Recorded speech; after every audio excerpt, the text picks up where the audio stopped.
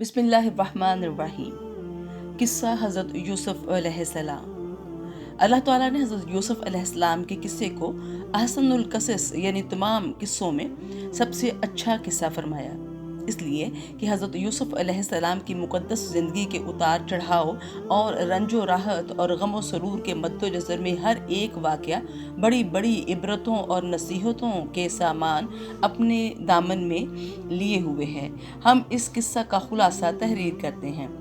حضرت یعقوب علیہ السلام کے 12 بیٹے تھے۔ ان کے نام یہ ہیں: یہودا، روبیل، شمعون، لاوی، زبولون، یجر، دان، فتائی، جاد، آسر، یوسف، بنیامین۔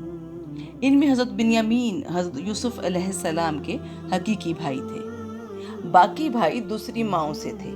حضرت یوسف علیہ السلام اپنے تمام بھائیوں میں سب سے زیادہ اپنے والد کے پیارے تھے، اور چونکہ ان کی پیشانی پر نبوت کے نشان درخشاں تھے، اس لیے حضرت یعقوب علیہ السلام ان کا بے حد احترام کرتے، ان سے انتہائی محبت فرماتے تھے۔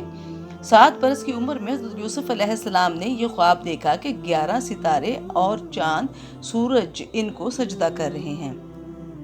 حضرت یوسف علیہ السلام نے جب اپنا خواب اپنے والد ماجد حضرت یعقوب علیہ السلام کو سنایا تو آپ نے ان کو منع فرمایا کہ پیارے بیٹے، خبردار تم اپنا یہ خواب اپنے بھائیوں سے مت بیان کرنا، ورنہ وہ لوگ جذبہ حسد میں تمہارے خلاف کوئی چال چل دیں گے۔ اور ایسا ہی ہوا کہ ان کے بھائیوں کو ان پر حسد ہونے لگا، یہاں تک کہ سب بھائیوں نے آپس میں مشورہ کیا کہ ان کو کس طرح گھر سے لے جا کر جنگل کے کنویں میں ڈال دیا جائے۔ اس منصوبے کی تکمیل کے لیے سب بھائی جمع ہو کر حضرت یعقوب علیہ السلام کے پاس گئے اور بہت اصرار کر کے شکار اور تفریح کا بہانہ بنا کر ان کو گھر سے کندھوں پر بٹھا کر لے چلے، لیکن جنگل میں پہنچ کر دشمنی کے جوش میں ان کو زمین پر پٹخ دیا اور سب نے بہت زیادہ مارا۔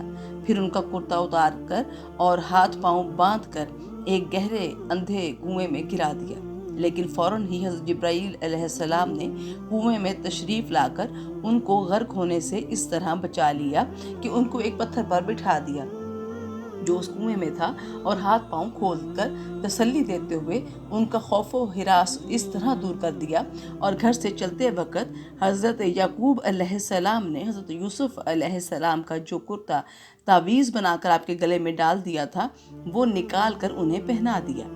کہا جاتا ہے کہ اس سے اس اندھیرے کنویں میں روشنی ہو گئی۔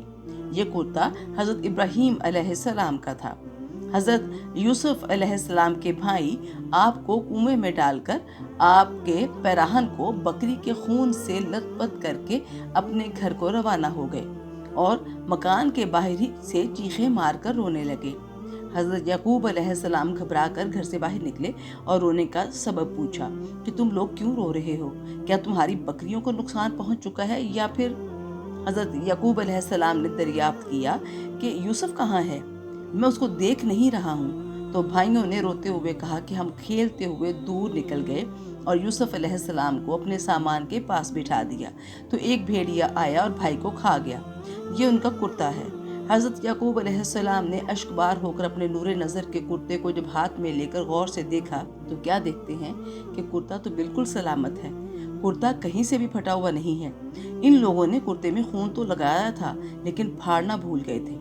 آپ ان لوگوں کے مکر اور جھوٹ کو بھانپ گئے اور فرمایا کہ بڑا ہوشیار اور سیانہ بھیڑیا تھا کہ میرے یوسف کو تو پھاڑ کر کھا گیا، مگر ان کے کرتے پر ایک ذرا سی خراش بھی نہیں آئی۔ تو آپ نے صاف صاف فرما دیا کہ یہ سب تم لوگوں کی کارستانی اور مکر و فریب ہے۔ پھر آپ نے دکھے دل اور درد بھری آواز میں فرمایا، فَصَبْرٌ جَمِيلٌ وَاللَّهُ الْمُسْتَعَانُ عَلَى مَا تَصِفُونَ۔ اب تو میرے لیے صبر ہی بہتر ہے، اور جو باتیں تم بنا رہے ہو ان پر اللہ ہی کی مدد درکار ہے۔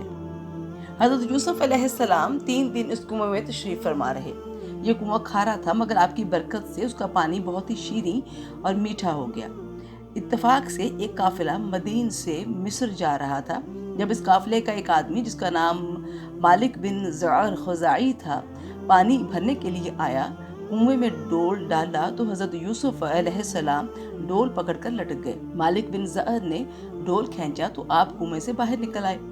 جب اس نے آپ کے حسن و جمال کو دیکھا تو یا بشر ھذا غلام یہ کہہ کر اپنے ساتھیوں کو خوشخبری سنانے لگا۔ حضرت یوسف علیہ السلام کے بھائی جو اس جنگل میں روزانہ بکریاں چرایا کرتے تھے، روزانہ کنویں میں جھانک جھانک کر دیکھا کرتے تھے۔ جب ان لوگوں نے آپ کو کنویں میں نہیں دیکھا تو تلاش کرتے ہوئے قافلے کے پاس جا پہنچے اور آپ کو دیکھتے ہی کہنے لگے، یہ تو ہمارا بھاگا ہوا غلام ہے جو بالکل ہی ناکارہ اور نافرمان ہے۔ اگر تم اس کو خریدو تو بہت ہی سستا تمہیں فروخت کر دیں گے، مگر شرط یہ ہے کہ تم لوگ اس کو یہاں سے اتنی دور لے جا کر فروخت کرنا کہ یہاں تک اس کی خبر تک نہ پہنچے۔ حضرت یوسف علیہ السلام بھائیوں کے خوف سے خاموش کھڑے رہے اور ایک لفظ بھی نہ بولے۔ پھر ان کے بھائیوں نے ان کو مالک بن زعر کے ہاتھوں 20 درہم میں فروخت کر دیا۔